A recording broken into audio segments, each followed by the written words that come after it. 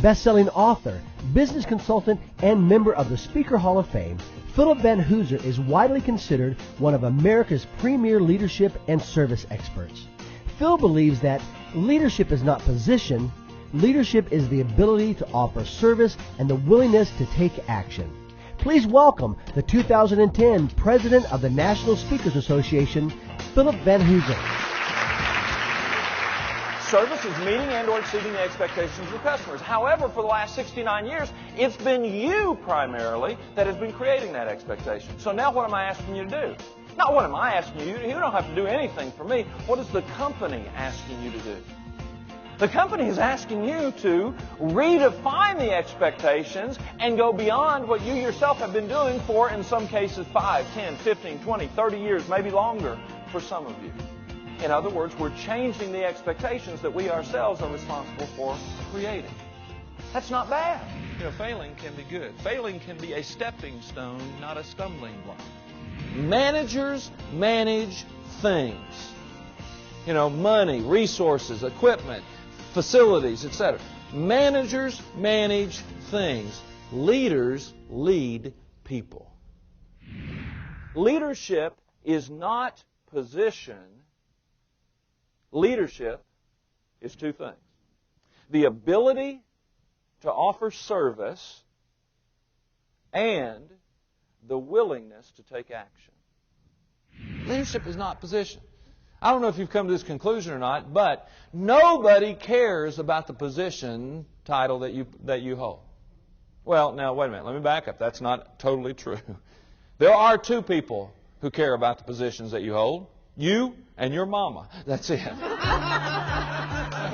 I don't care. I don't really care what people think about this thing. I feel good. I went to Elvis thing the other night. I saw it. I went to Elvis the other night. Trust me, man, I wanted up there. I wanted to shake my booty too, you know. But y'all didn't know me well enough just then. Listen to me very carefully. People don't care what you call yourself. They don't. Am I right or not?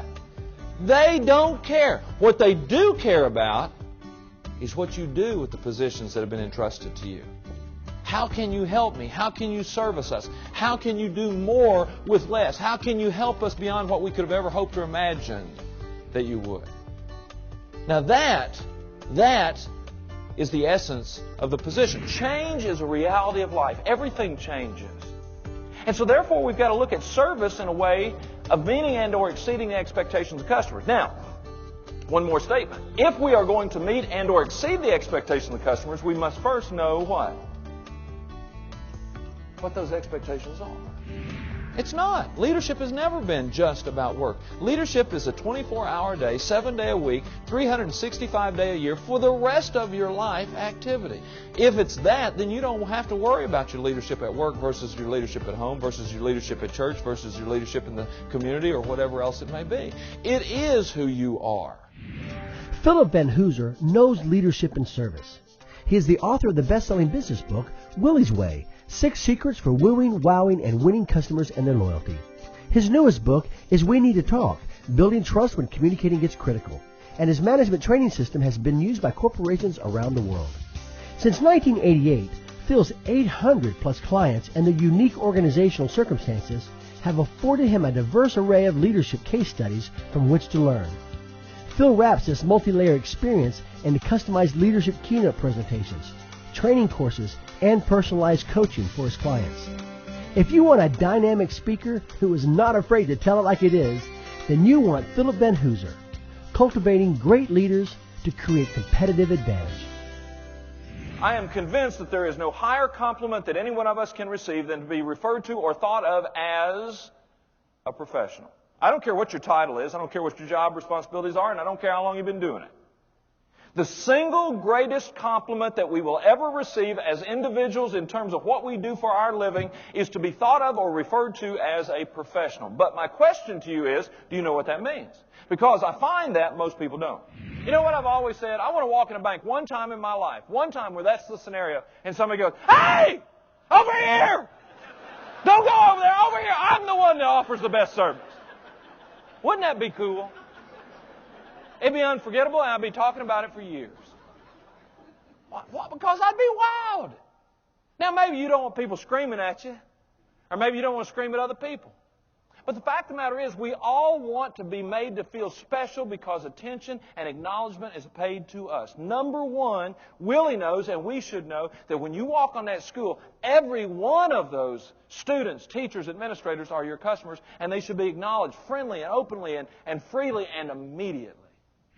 What can I say to you? I would say to you that if you want to be a proactive manager of those fears and anxieties that people experience in their professional lives, then focus your attention on helping your coworkers, your subordinates, your peers, and most especially your patients.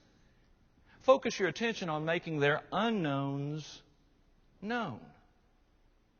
Making their unknowns known. In other words, what I like to do is I like to try to anticipate as many questions that someone might have before they pose the questions, before they ask the questions. And then if I can work to answer those questions even before they ask, somehow we can manage and subdue the emotion that oftentimes accompanies those questions. Make their unknowns known.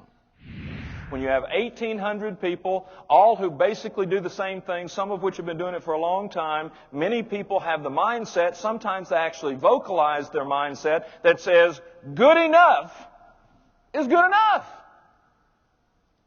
Well, listen to me right now, folks. Good enough is not. You understand that? Good enough is not good enough.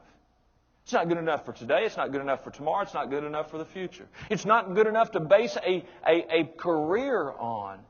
My only request, because this too was a plan, my only request, I said, Glenn, don't you send me to somebody that I can't talk to. You know why I said that?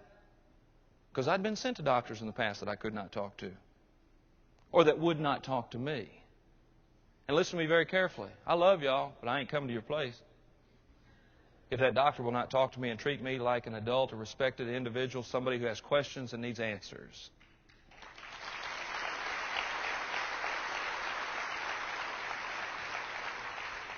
I am deserving of that, but not just me. Every patient that you presume to care about is deserving of that as well, even if they don't know the questions to ask, and even if they're not quite as bold as I am in asking them.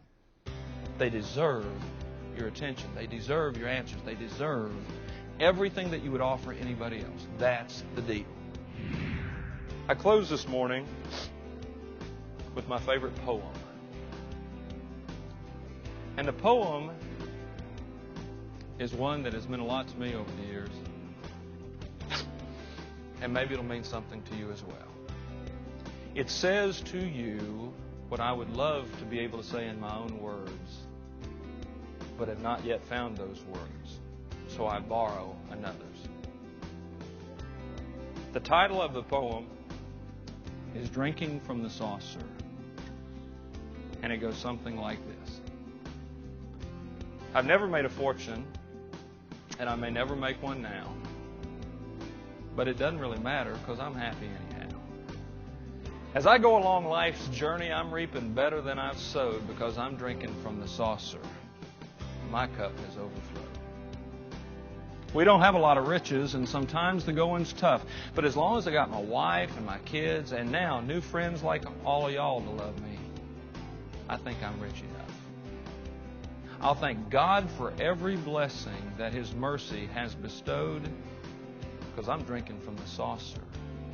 I know my cup has overflowed.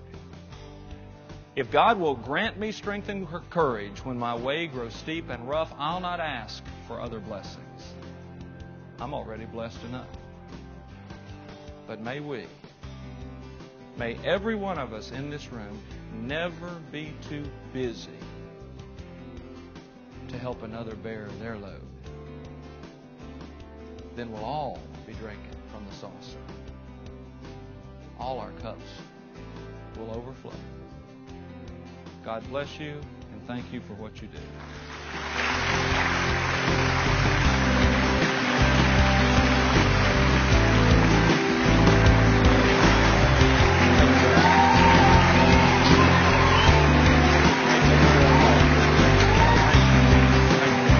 bless y'all.